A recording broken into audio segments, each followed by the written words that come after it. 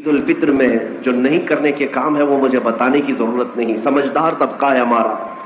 آج شام تک ایک بات طے کر کے رکھ لینا، کیونکہ کل رات کو ہی شیطان آیا ہے چھوٹ کر کے قید سے، اور وہ اپنے پورے فورس کے ساتھ چاہتا ہے کہ تمہیں کسی نہ کسی طرح سے ان راستوں سے لے کر گناہوں کے اڈوں پر لے جاؤ۔ رمضان یہ اللہ کا فضل ہی تو تھا، تمہیں کھلا پلا رہا ہے یہ اللہ کی رحمت ہی تو تھی، تمہیں صحت اور تندرستی دیا یہ اس کی رحمت ہی تھی، تو یہ فضل اور یہ رحمت ہے۔ لیکن سب سے بڑی رحمت جب تمہارے پاس آئے تو خوشیاں مناؤ۔ قرآن کہتا ہے سب سے بڑی رحمت کیا ہے؟ وَمَا أَرْسَلْنَاكَ إِلَّا رَحْمَةً لِّلْعَالَمِينَ، محبوب ہم نے آپ کو سارے جہانوں کی رحمت بنا کر بھیجا ہے۔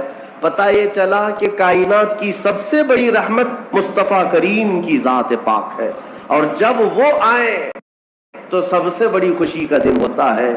اسی لیے کہا ہے کہ دونوں عیدوں سے افضل ہے عید میلاد رسول، چاہے عید الفطر ہو یا بقرعید ہو، عید الاضحیٰ ہو، یہ دونوں عیدوں سے افضل ہے عید میلاد رسول۔ اس کی وجہ یہ ہے کہ ہمیں نہ عید الفطر معلوم ہوتی نہ عید الاضحیٰ معلوم ہوتی، یہ سب معلوم ہوئی ہیں اگر تو آمنہ کے لال کے صدقے میں معلوم۔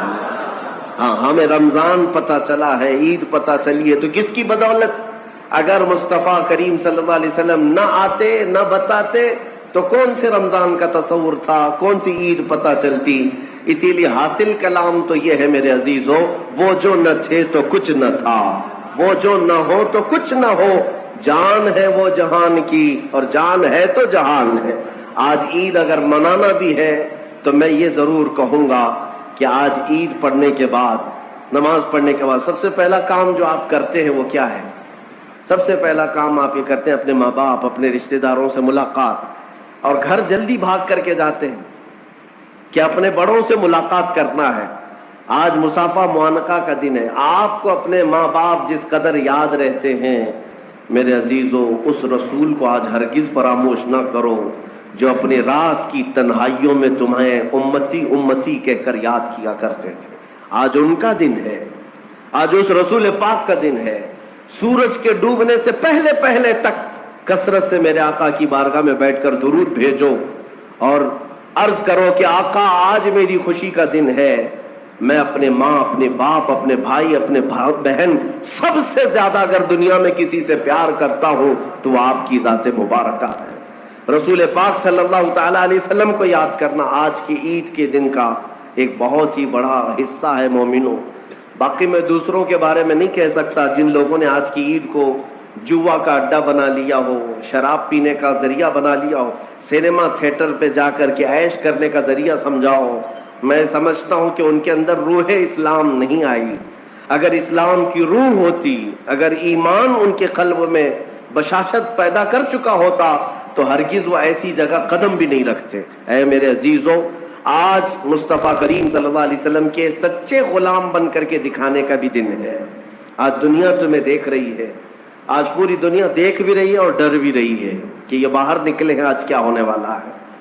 میرے عزیزوں، تمہارے پاس سب سے بہترین میسج دینے کا وقت یہ ہے کہ رسول کریم صلی اللہ تعالیٰ علیہ وسلم کے غلام ان کی سنتوں میں ملبوس اپنے گھروں سے آج نکلے ہیں اور پوری دنیا میں حضور کی سنتیں عام کر کے رہیں گے اور حضور پاک صلی اللہ علیہ وسلم کے اخلاق کو پھیلا کر رہیں گے۔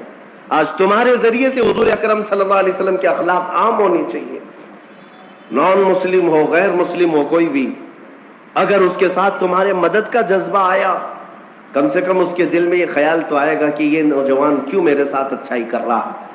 اس وقت تم یہ بتا سکتے ہو یہ میرا اپنا عمل نہیں، یہ میرے آقا کا عمل ہے۔ نبی پاک صلی اللہ تعالیٰ علیہ وسلم آج کے دن غریبوں کو نہیں بھولتے، یتیموں کو فراموش نہیں کرتے۔ حضور پاک صلی اللہ تعالیٰ علیہ وسلم آج ان یتیموں، بیواؤں، سب کے گھروں کا خیال تک رکھتے تھے۔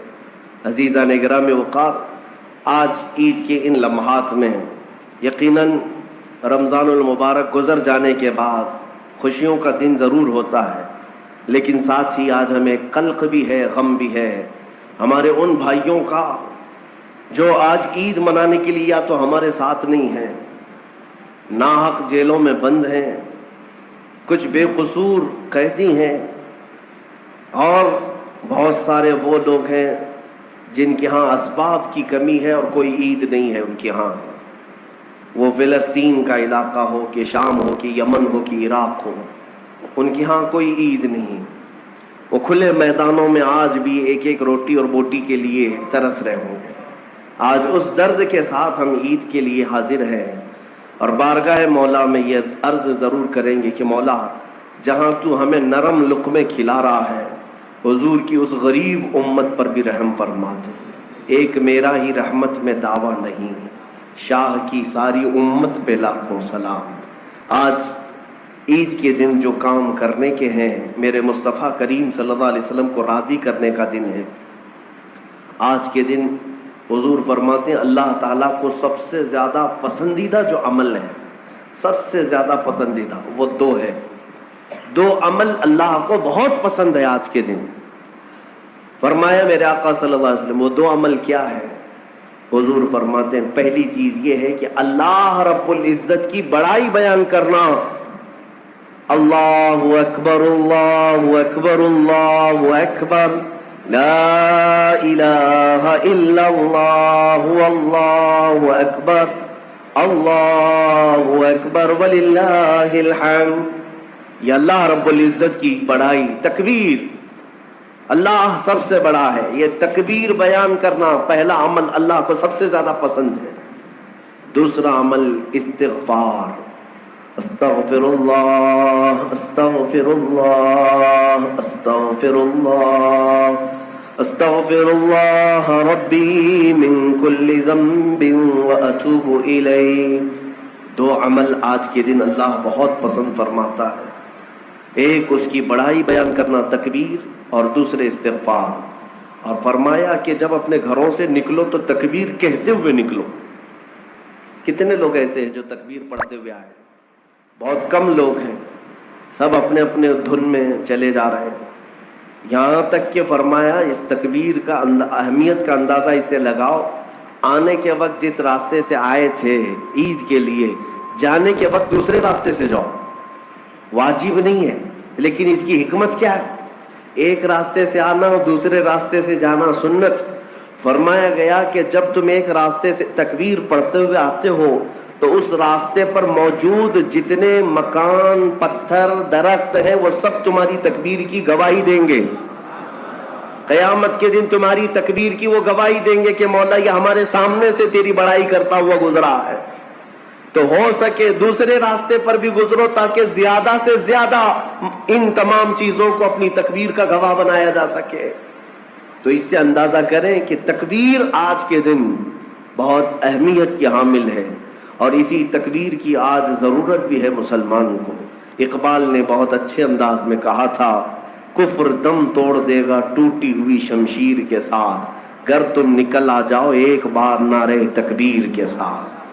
مطلب یہ ہے کہ اس تکبیر کا آج بھی بہت سارے لوگوں کو انتظار ہے جس تکبیر کی آواز سے ہی کفر کے خیموں میں ہلچل مچ جائے.